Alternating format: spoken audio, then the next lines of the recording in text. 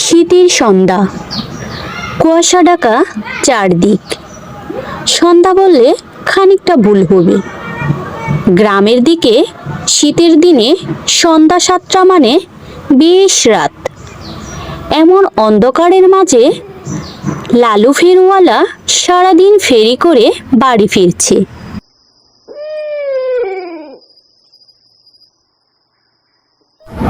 না, আজ বেশ দেরি হয়ে গেল। এমন গুটগুটে অন্ধকারের মাঝে পথ চলাটাও বেশ কষ্টজনক। তার মাঝে আবার চোর ডাকাতের ভয়।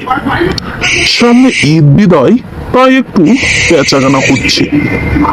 নইলে এত দেরি তো কখনো করতাম না। মেয়েদের চুড়ি, গলার মালা, মাথার ফিতা ফেরি করে বিক্রি করাই লালুর পেশা। বেচাকেনা যাই করা হয় তাতে তার সংসার ভালোই চলে যায়। আহ, শরীরটা বেশ ক্লান্ত। সারাদিন না খাওয়াই শরীর আর কতই বা চলবে। যদি একটা গাড়ি পাইতাম তাহলে ভালোই হতো, কিন্তু এমন গ্রামের রাস্তায় গাড়ি পাওয়া তো দুঃসাধ্য ব্যাপার। সামনে রাস্তার পাশে আবার কবরস্থান, ভিতরে বেশ বই করছে। কতই না মৃত শরীর গিয়েছে এই রাস্তায়। ভাবতেই গায়ে কাঁটা দিয়ে উঠেছে। না, যাই হোক, আর অপেক্ষা করা যাবে না। বাড়িতে আবার সবাই চিন্তা করবে। কথাগুলো ভাবতে ভাবতে লালু উঠে তার কাঁধের বারটি নিয়ে আবার হাঁটা শুরু করলো। লালু হাঁটতে হাঁটতে কবরস্থানটি পার করে ফেলল। কবরস্থান পার করে কিছুটা পথ হেঁটে যেতেই সে সামনে দেখতে পেল কয়েকজন লোক সাদা কাপড় পরে একটি লাশ কাঁধে নিয়ে কবরস্থানের দিকে হেঁটে যাচ্ছে। লোকগুলো বিড়বিড় করে কি জানি বলছে। লোকগুলোকে আসতে দেখে লালু তাদের উদ্দেশ্যে লক্ষ্য করে বলল, এ ভাই, এই শুনছেন কে মারা গিয়েছে?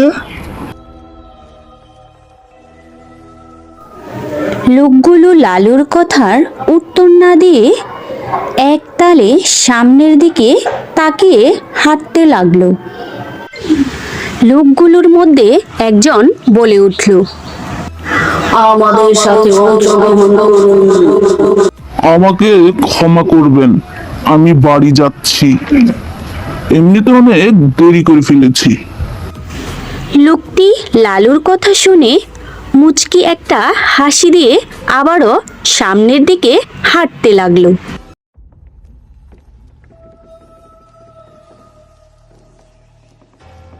হাঁটতে হাঁটতে লোকগুলো যখন লালুকে অতিক্রম করলো, তখন লালু পিছনে ফিরে লাশটির দিকে তাকাতে হঠাৎ লাশটি উঠে লালুর দিকে তাকাতে হাসতে লাগলো।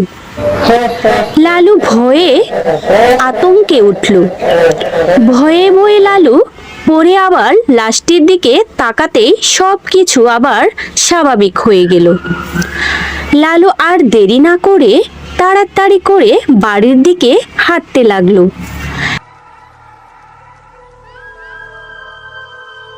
লালু বাড়ি ফিরে দেখলো ঘরের দরজা খোলা। ঘরের মধ্যে উকি দিয়ে দেখলো তার স্ত্রী জবা ঘুমাচ্ছে।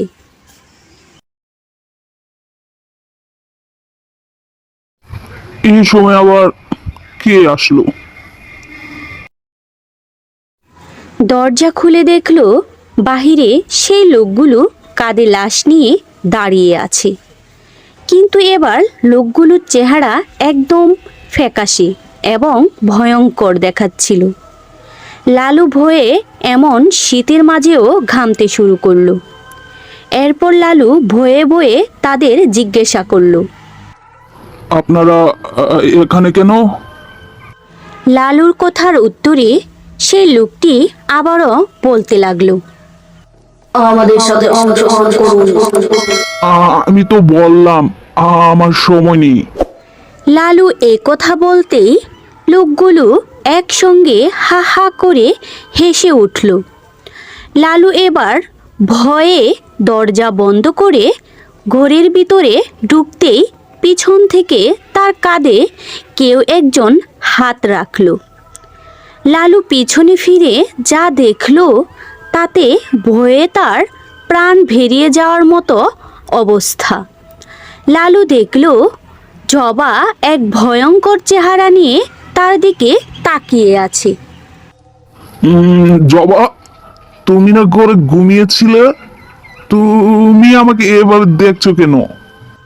লালুর প্রশ্নের জবাবে জবা তখন সেই লোকটির কণ্ঠে বলে উঠল, আমাদের সাথে অংশগ্রহণ করুন। লালু ভয়ে পিছনে সরতে লাগে, মাটিতে পড়ে যায়। আর তখন তার কানে বারবার একটা কথাই বাজতে থাকে, আমাদের সাথে অংশগ্রহণ করুন, আমাদের সাথে অংশগ্রহণ করুন।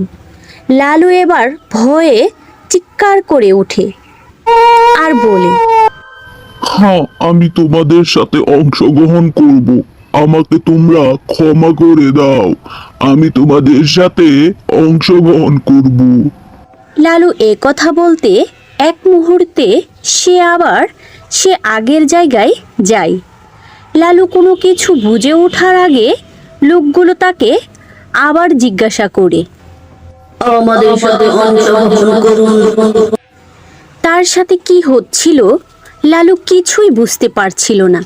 কিন্তু এবার লালু আর দেরি না করে লালু বলে ফেলে, হ্যাঁ, আমি যাব তোমাদের সাথে। এতগুলো মানুষ কিভাবে গায়েব হতে পারে, নাকি অন্য কিছু? এসব কি হচ্ছে আমার সাথে? এরা কি আদৌ মানুষ ছিল?